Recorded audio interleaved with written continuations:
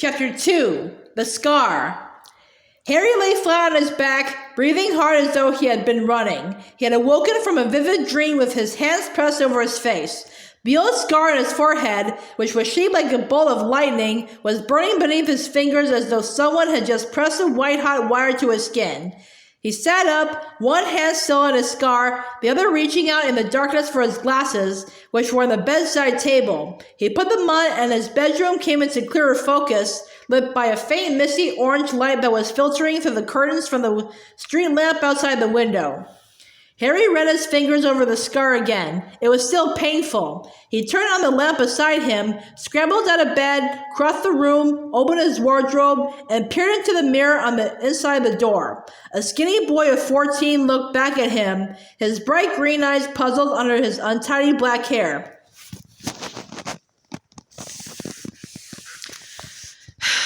He examined the lightning bolt scar of his reflection more closely. It looked normal, but it was still stinging. Harry tried to recall what he had been dreaming about before he had awoken. It had seemed so real. There had been two people he knew and one he didn't. He concentrated hard, frowning, trying to remember. The dim picture of a darkened room came to him. There had been a snake on a hearth rug, a small man called Peter, nicknamed Wormtail, and a cold, high voice, the voice of Lord Voldemort. Harry felt as though an ice cube had slipped down into his stomach at the very thought. He closed his eyes tightly and tried to remember what Voldemort had looked like, but it was impossible. All Harry knew was that at the moment when Voldemort's chair had swung around and he, Harry, had seen what was sitting in it, he had felt a spasm of horror which had awoken him, or had that been the pain in his scar? And who had the old man been? For there had definitely been an old man. Harry had watched him fall to the ground. It was all becoming confused. Harry put his face into his hands, blocking out his bedroom, trying to hold on to the picture of that dimly lit room, but it was like trying to keep water in his cupped hands. The details were now trickling away as fast as he tried to hold on to them. Voldemort and Wormtail had been talking about someone they had killed, though Harry could not remember the name, and they had been planning to kill someone else, him. Harry took his face out of his hands, opened his eyes, and stared around his bedroom as though expecting to see something unusual there. As it happened, there was an extraordinary number of unusual things in this room. A large wooden trunk stood open at the foot of his bed, revealing a cauldron, broomstick, black robes, and assorted spell books. Rolls of parchment littered that part of his desk that was not taken up by the large empty cage in which his snowy owl, Hedwig, usually perched. On the floor beside his bed, a book lay open. Harry had been reading it before he fell asleep last night. The pictures in this book were all moving. Men in bright orange robes were zooming in and out of sight on broomsticks, throwing a red ball to one another. Harry walked over to the book, picked it up, and watched one of the wizards score a spectacular goal by putting the ball through a 50-foot-high hoop. Then he snapped the book shut. Even Quidditch, in Harry's opinion, the best sport in the world, couldn't distract him at the moment. He placed flying with the cannons on his bedside table, crossed to the window, and drew back the curtains to survey the street below. Privet Drive looked exactly as respectable suburban street would be expected to look in the early hours of Saturday morning. All the curtains were closed. As far as Harry could see through the darkness, there wasn't a living creature in sight, not even a cat. And yet, Harry went restlessly back to the bed and sat down on it, running a finger over his scar again. It wasn't the pain that bothered him. Harry was no stranger to pain and injury. He had lost all the bones from his right arm once and had been painfully regrown in a night.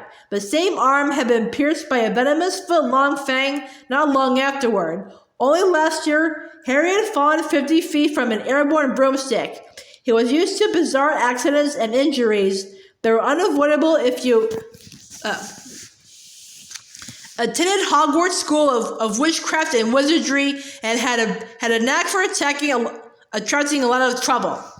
No, the thing that was bothering Harry was that the last time his scar had hurt him, It had been because Voldemort had been close by, but Voldemort couldn't be here now. The idea of Voldemort looking in Privet Drive was absurd and impossible.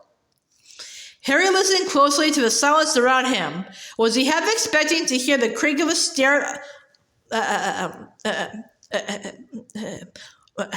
or the swish of a cloak? And then he jumped slightly as he heard his cousin Dudley give a tremendous grunting snore from the next room. Harry shook himself mentally. He was being stupid. There was no one in the house with him except Uncle Vernon, Aunt Petunia, and Dudley, and they were plainly still asleep, their dreams untroubled and painless. Asleep was the way Harry liked the Dursleys best. It wasn't as though they were ever any help to him awake. Uncle Vernon, Aunt Petunia, and Dudley were Harry's only living relatives. They were muggles who hated and despised magic in any form, which meant that Harry was about as welcome in their house as dry rat. They had explained away Harry's long absences at Hogwarts over the last 3 years by telling everyone that he went to Sir Brutus's secure center for incurably criminal boys. They knew perfectly well that, as an underage wizard, Harry wasn't allowed to use magic outside Hogwarts, but they were still apt to blame him for anything that went wrong about the house. Harry had not been able to confide in them or tell them anything about his life in the wizarding world. The very idea of going to them when they awoke and telling them about his scar hurting him and about his worries about Voldemort was laughable.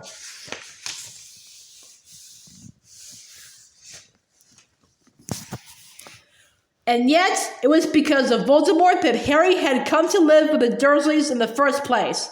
If it hadn't been for Voldemort, Harry would not have had the lightning scar on his forehead. If it hadn't been for Voldemort, Harry would still have his parents. Harry had been a year old the night Voldemort, the most powerful dark wizard for a century, a wizard who had been gaining power steadily for 11 years, arrived at his house and killed his father and mother. Voldemort had then turned his wand on Harry. He had performed the curse that had disposed of many full-grown witches and wizards in his steady rise to power. And, incredibly, it had not worked. Instead of killing the small boy, the curse had rebounded upon Voldemort. Harry had survived with nothing but a lightning-shaped cut on his forehead, and Voldemort had been reduced to something barely alive. His powers gone, his life almost extinguished, Voldemort had fled. The terror in which the secret community of witches and wizards had lived for so long had lifted. Voldemort's followers had disbanded, and Harry Potter had become famous. It had been enough of a shock for Harry to discover on his 11th birthday that he was a wizard. It had been even more disconcerting to find out that everyone in the hidden wizarding world knew his name. Harry had arrived at Hogwarts to find that heads turned and whispers followed him wherever he went, but he was used to it now. At the end of this summer, he would be starting his 4th year at Hogwarts, and Harry was already counting the days until he would be back at the castle again. But there was still a fortnight to go before he went back to school. He looked hopelessly around his room again, and his eye paused on the birthday cards his 2 best friends had sent him at the end of July. What would they say if Harry wrote to them and told them about his scar hurting? At once, Hermione Granger's voice seemed to fill his head, shrill and panicky. Your scar hurt? Harry, that's really serious. Write to Professor Dumbledore, and I'll go and check common magical ailments and afflictions. Maybe there's something in there about cursed scars. Yes, that would be Hermione's advice. Go straight to the headmaster of Hogwarts, and in the meantime, consult a book. Harry stared out the window at the inky blue-black sky. He doubted very much whether a book could help him now. As far as he knew, he was the only living person to have survived the curse like Voldemort's. It was highly unlikely, therefore, that he would find his symptoms listed in common magical ailments and afflictions. As for informing the headmaster, Harry had no idea where Dumbledore went during the summer holidays. He amused himself for a moment, picturing Dumbledore with his long silver beard, full-length wizard's robes and pointed hat, stretched out on a bench somewhere, rubbing suntan lotion onto his long crooked nose. Wherever Dumbledore was, though, Harry was sure that Hedwig would be able to find him. Harry's owl had never yet failed to deliver a letter to anyone, even without an address. But what would he write? Dear Professor Dumbledore, sorry to bother you, but my scar hurt this morning. Yours sincerely, Harry Potter. Even inside his head, the words sounded stupid. And so he tried to imagine his other best friend, Ron Weasley's reaction, and in a moment, Ron's red hair and long-nosed, freckled face seemed to swim before Harry, wearing a bemused expression. Your scar hurt, but you know who can't be near you now, can he? I mean, you know, wouldn't you? He'd be trying to do you in again, wouldn't he? I don't know, Harry. Maybe cursed scars always twinge a bit. I'll ask Dad. Mr. Weasley was a fully qualified wizard who worked in the misuse of Muggle artifacts office at the Ministry of Magic, but he didn't have any particular expertise in the matter of curses, as far as Harry knew. In any case, Harry didn't like the idea of the whole Weasley family knowing that Harry, was getting jumpy about a few moments' pain. Mrs. Weasley would fuss worse than Hermione, and Fred and George, Ron's 16-year-old twin brothers, might think Harry was losing his nerve. The Weasleys were Harry's favorite family in the world. He was hoping that they might invite him to stay any time now. Ron had mentioned something about the Quidditch World Cup, and he somehow didn't want his visit punctuated with anxious inquiries about his scar. Harry kneaded his forehead with his knuckles. What he really wanted, and it felt almost shameful to admit it himself, was someone like a parent, an adult wizard whose advice he could ask without feeling stupid, someone who cared about him, who had had experience with dark magic. And then the solution came to him. It was so simple and so obvious that he couldn't believe it had taken so long. Sirius. Harry leapt up from the bed, hurried across the room, and sat down at his desk.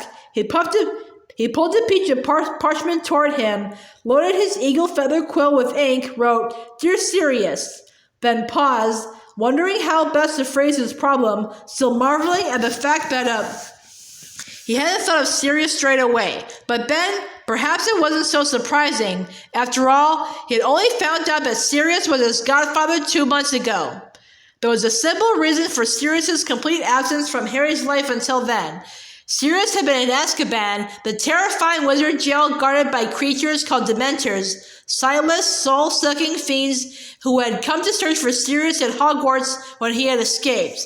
Yet Sirius had been innocent. The murders for which he had been convicted had been committed by Wormtail, Voldemort's supporter, whom nearly everybody now believed dead.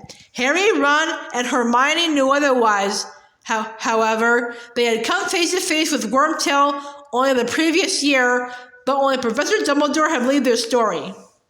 For one glorious hour, Harry had believed that he was leaving the Dursleys at last, because Sirius had offered him a home once his name had been cleared. But the chance had been snatched away from him. Wormtail had escaped before they could take him to the Ministry of Magic, and Sirius had had to flee for his life. Harry had helped him escape on the back of a hippogriff called Buckbeak, and since then, Sirius had been on the run. The home Harry might have had if Wormtail had not escaped had been haunting him all summer. It had been doubly hard to return to the Dursleys, knowing that he had so nearly escaped them forever. Nevertheless, Sirius had been of some help to Harry, even if he couldn't be with him. It was due to Sirius that Harry now had his school things in his bedroom with him. The Dursleys had never allowed this before. Their general wish of keeping Harry as miserable as possible, coupled with their fear of his powers, had led them to lock his school trunk in the cupboard under the stairs every summer prior to this.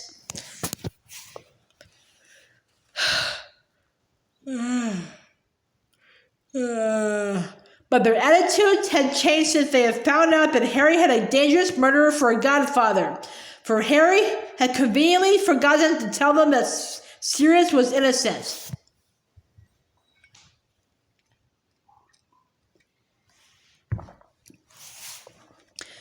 Harry had received 2 letters from Sirius since he had been back at Privet Drive. Both had been delivered, not by owls, as was usual with wizards, but by large, brightly colored tropical birds. Hedwig had not approved of these fleshy intruders. She had been most reluctant to allow them to drink from her water tray before flying off again. Harry, on the other hand, had liked them. They put him in mind of palm trees and white sand, and he hoped that, wherever Sirius was, Sirius never said, in case the letters were intercepted, he was enjoying himself. Somehow, Harry found it hard to imagine Dementors surviving for long in bright sunlight. Perhaps that was why Sirius had gone south. Sirius's letters, which were now hidden beneath the highly useful loose floorboard under Harry's bed, sounded cheerful, and in both of them, he had reminded Harry to call on him if ever Harry needed to. Well, he needed to now, all right. Harry's lamp seemed to grow dimmer as the cold gray light that precedes sunrise slowly crept into the room. Finally, when the sun had risen, when his bedroom walls had turned gold, and when sounds of movement could be heard from Uncle Vernon and Uncle Vernon in Aunt Petunia's room, Harry cleared his desk of crumpled pieces of parchment and reread his finished letter. Dear Sirius, thanks for your last letter. That bird was enormous. It could hardly get through my window. Things aren't the same as usual here. Dudley's diet isn't going too well. My aunt found him smuggling donuts into his room yesterday. They told him they'd have to cut his pocket money if he keeps doing it, so he got really angry and chucked his PlayStation out of the window. That's the sort of computer thing you can play games on. Bit stupid, really. Now he hasn't even got Mega Mutilation Part 3 to take his mind off things. I'm okay, mainly because the Dursleys are terrified you might turn up and turn them all into bats if I ask you to. A weird thing happened this morning, though. My scar hurt again. Last time that happened, it was because Voldemort was at Hogwarts. But I don't reckon he can be anywhere near me now, can he? Do you know if cursed scars sometimes hurt years afterward? I'll send Miss with Hedwig when she gets back. She's off hunting at the moment. Say hello to Buckbeak for me. Harry. Yes, thought Harry. That looked all right. There was no point putting it in the dream. He didn't want to look as though he was too worried. He folded up the parchment and laid it aside on his desk, ready for when Hedwig returned. But he got to his feet, stretched, and opened his wardrobe once more. Without glancing at his reflection, he started to get dressed before going down to breakfast.